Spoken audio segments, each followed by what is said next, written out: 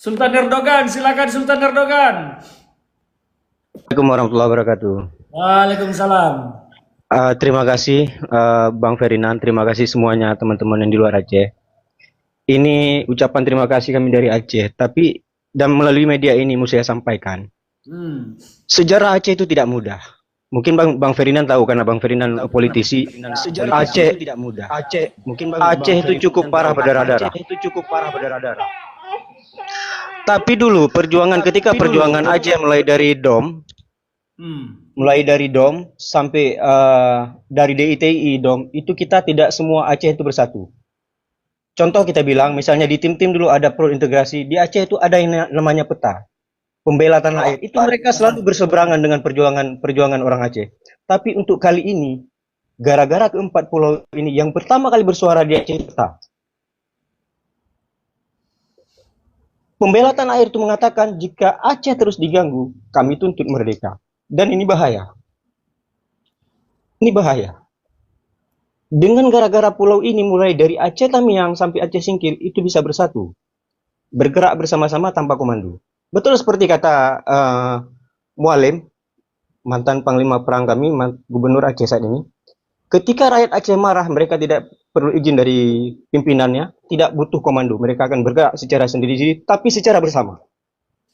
Nah, mungkin Bang, melalui media ini, semoga sampai kepada pemerintah mendengar. Di Aceh kami baru menikmati kedamaian hanya sekitar 15 tahun. Jangan rampas dulu kedamaian ini. Iya, sepakat. Biarkan ada generasi yang mencicipi pendidikan secara sempurna di Aceh ini. Jangan rampas dulu. Mungkin itu aja Bang. Terima kasih atas waktunya Bang. Terima kasih banyak. Baik, terima kasih atas support dari teman-teman yang lain. Sultan Erdogan. Kita bisa merasakan bagaimana getirnya sebetulnya perasaan teman-teman masyarakat Aceh kok diperlakukan seperti ini oleh pejabat yang sepertinya buta sejarah, atau mungkin tidak buta sejarah tapi memanfaatkan situasi ini seperti yang tadi disampaikan juga oleh banyak teman-teman dan saya sudah sampaikan sejak awal.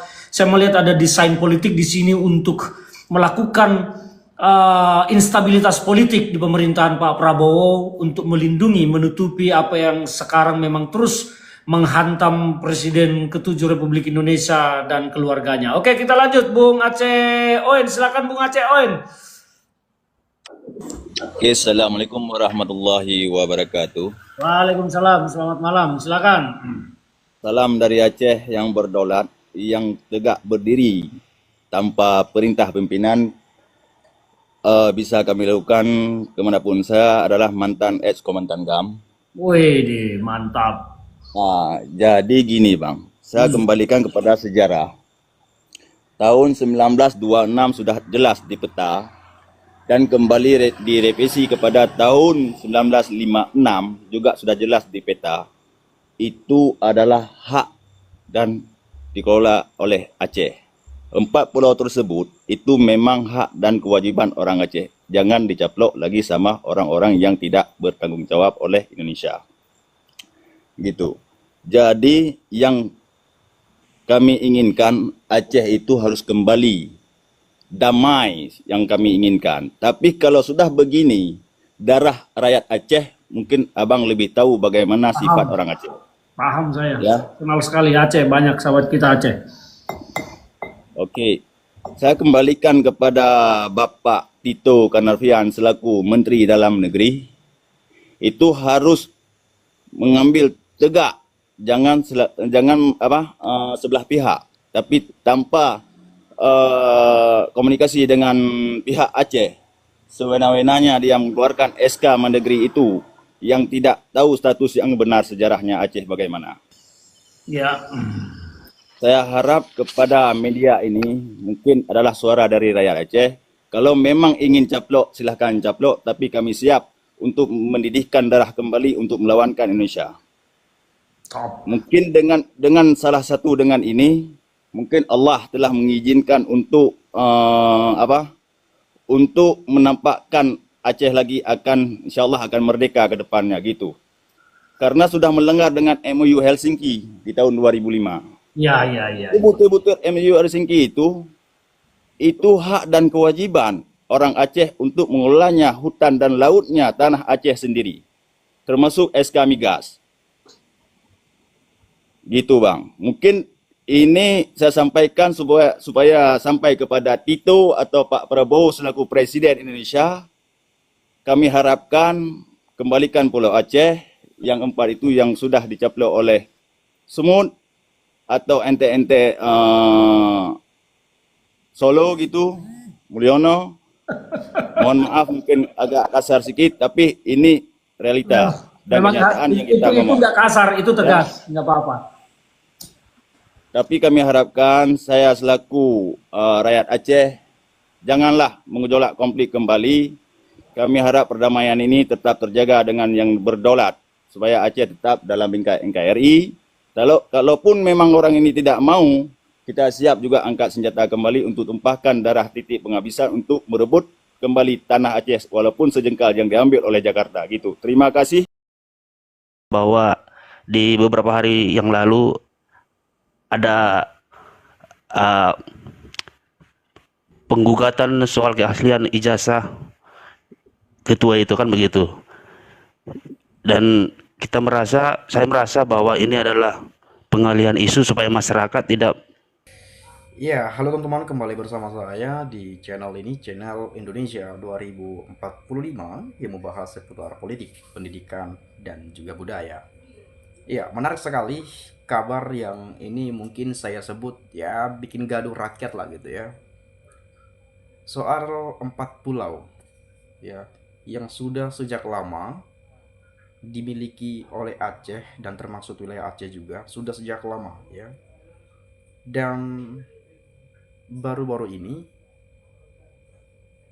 Kemendagri ya, ini Pak Tito Karnavian ya, menyerahkan 4 pulau kepada atau menjadi wilayah Sumatera Utara. Ini putusan yang saya rasa ya bisa bikin masyarakat jadi bentrok ya, bisa jadi gaduh rakyat. Jadi ini bukan soal keputusan, bukan juga mungkin sejarah gitu ya, atau mungkin hal-hal yang lainnya. Tetapi ini terkait rakyat Indonesia gitu ya. Ya terlepas memang 4 pulau ini sudah sejak lama dimiliki oleh Aceh dan diserahkan kepada Sumatera Utara. Apa kata rakyat nantinya kalau sempat itu terjadi? Dan kabarnya sih sudah diserahkan. Saya nggak tahu keputusannya sudah final atau kagak gitu ya. Saya belum baca. Tapi satu hal yang saya lihat di sini adalah ya jangan asal main putuskan saja begitu. Karena jangan karena punya wewenang, ya punya jabatan untuk ya memutuskan ini itu dan lain-lain. Jadi tidak memikirkan bagaimana perasaan rakyat. Pernah tidak keputusan itu ditanyakan dulu oleh rakyat? Rakyat setuju enggak? Rakyat Aceh setuju tidak? Kalau 4 pulaunya diserahkan jadi milik Sumatera Utara misalnya. Ya. Apa pernah rakyat ditanya soal itu? Pernah atau tidak? Jangan asal main putuskan saja kan begitu. Saya juga bagian daripada Aceh sebetulnya gitu ya. Tinggal di Aceh sana juga, Kabupaten Aceh Tenggara tuh, yang presiden belum pernah hadir ke sana. Tapi ini bukan perihal pulau, ya ini soal rakyat Indonesia. Ya terlepas 4 pulau itu dimiliki Aceh atau diserahkan ke Sumatera Utara, tetap juga bagian daripada wilayah Indonesia. Ya. Tapi ini soal rakyat tadi, kembali lagi kepada rakyat. Kalau misalkan rakyat Aceh tidak terima misalnya, apa enggak bisa nanti jadi rakyat jadi gaduh gara-gara putusan ini, gara-gara perihal ini kan begitu kurang lebihnya ya. Jadi harapan saya juga ya bagaimana terkait hal ini, putusan ini bisa diralat kembali mungkin ya, atau kalau sudah diputuskan ya tolong diralat juga, dipikirkan baik-baik, dievaluasi juga. Kalau belum sempat diputuskan secara sah gitu ya, ya jangan sampai lah gitu ya. Karena bagaimanapun kita tahu bahwa Aceh sana kan wilayah istimewa juga, jadi istimewakan juga oleh Indonesia. Karena kita tahu bahwa sumbangan dari Aceh itu kepada Indonesia itu banyak banget teman-teman ya, banyak sekali. Jadi jangan sampai nanti gara-gara 4 pulau yang diserahkan ke Sumatera Utara, nanti gerakan Aceh Merdeka itu bangkit lagi loh. Jangan sampai gam-gam itu muncul lagi loh. Bisa berabe Indonesia kan begitu. Bisa was-was lagi. Rakyat yang jadi gaduh. Rakyat nanti yang ribut-ribut ya, diperdebatkan, dipersoalkan dan lain sebagainya. Ini di Indonesia saya melihat setiap hari ada aja kasus itu ya. Belum selesai kasus 1, 2, 3 sampai Z sampai 1000 sekalipun muncul kasus baru. Belum selesai kasus ini muncul lagi, belum selesai muncul lagi ya. Jadi Indonesia ini ya dihantui dengan berbagai kasus yang sebetulnya rakyat jadi nggak tentram, jadi tidak sejahtera, jadi tidak damai ya. Karena ini nanti akan diperdebatkan juga, akan dipersoalkan juga ujung-ujungnya, kan begitu kurang lebihnya. Jadi ya betul tadi juga disampaikan oleh Bung Ferdinand Huta Hayan juga, ayo politisi PD Perjuangan. Tapi mungkin saya tidak terlalu jauh panjang lebar ke sana, tapi saya coba melihat ya bagaimana sih sudut pandang masyarakat Indonesia terkait hal ini. Saya coba sampaikan kepada pemirsa ya. Ini misalnya nih dari Agus Salim nih. Semua rakyat yang masih waras tetap dukung Aceh. Penjarakan Tito ya. Ini juga saya sudah upload di video saya sebelumnya. Bung Rismon Sianipar ya. Beliau itu keras tuh ya. Bahkan mengincar Pak Tito Karnavian tuh sama Pak Kapolri ya. Ada soal kasus atau apa itu ya. Tapi kita nggak bahas ke sana. Saya sudah bahas juga di video saya sebelumnya, teman-teman bisa cek saja ya. Coba kita lihat, saya dari Batam 1000% mendukung saudaraku di Aceh. Terharu sedih, walau saya orang Banjarmasin, love you Aceh, saudaraku, kami sayang sama Aceh. Ya. Kita lihat, saya lahir dan besar di Aceh Tamiang. Biar bagaimanapun, saya tetap mendukung rakyat Aceh apapun yang terjadi. Ya, coba lihat. Mendagri harus dihukum. Saya dari Banten mendukung penuh warga masyarakat Aceh. Bayangkan ini aja udah 5 komentar. Ya, kalau saya baca terus ini ya bisa sampai 100 200 komentar ini ya. Coba kita lihat ini. Saya warga dan rakyat Bandung Jawa Barat sangat mendukung Aceh demi mempertahankan kedaulatannya. Bayangin nih. Jadi maksud saya bukan perihal pulau. Oke lah, misalnya mungkin dalam sejarah atau apapun itu, ya itu dulu bagian daripada Sumatera Utara misalnya.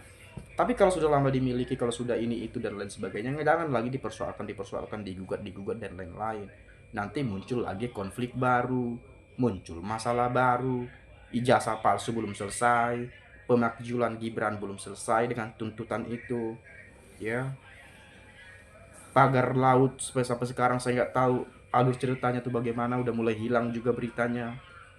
Korupsi Pertamina hampir 1000 triliun, udah gimana kabarnya saya nggak tahu lagi karena sudah informasinya udah mulai hilang semua. Ya, judol yang diduga kuat bahkan Kejaksaan Agung sudah Budi Aris sudah terdakwa gitu ya. Kita nggak tahu karena udah mulai hilang beritanya. Muncul lagi ini, jangan-jangan ini pengalihan isu atau bagaimana? Ijazah palsu lagi belum selesai. Banyak sekali teman-teman. Jadi kita sebagai rakyat Indonesia, sebagai warga negara, khususnya anak-anak muda tentunya, melihat situasi dan kondisi saat ini sangat memprihatinkan sekali gitu loh. Memprihatinkan banget ini Indonesia kalau hal-hal seperti ini pun terus terjadi. Belum lagi tambang nikel di Raja Ampat yang merusak surga dunia tuh. Gimana ceritanya coba bisa kayak gitu? Pulau-pulau kecil ditambang-tambangi. Padahal luar negeri, negara-negara luar iri pada Indonesia karena Indonesia punya Raja Ampat. Sekarang 4 pulau lagi diserahkan ke Sumut. Bagaimana cerita? Oke lah kita awam terkait hukum. Oke lah, it's okay. Tapi kita punya nalar logika, ya, punya pikiran yang berpikir bahwa ini rakyat kalau ada putusan ini jadi gaduh, jadi ribut. Jangan rakyat dipaksakan terima-terima saja dengan keputusan yang disampaikan oleh pemerintah, ya, oleh Kemendagri misalnya dan lain sebagainya. Kan begitu. Jadi sampai saat ini kita belum tahu pasti, ya.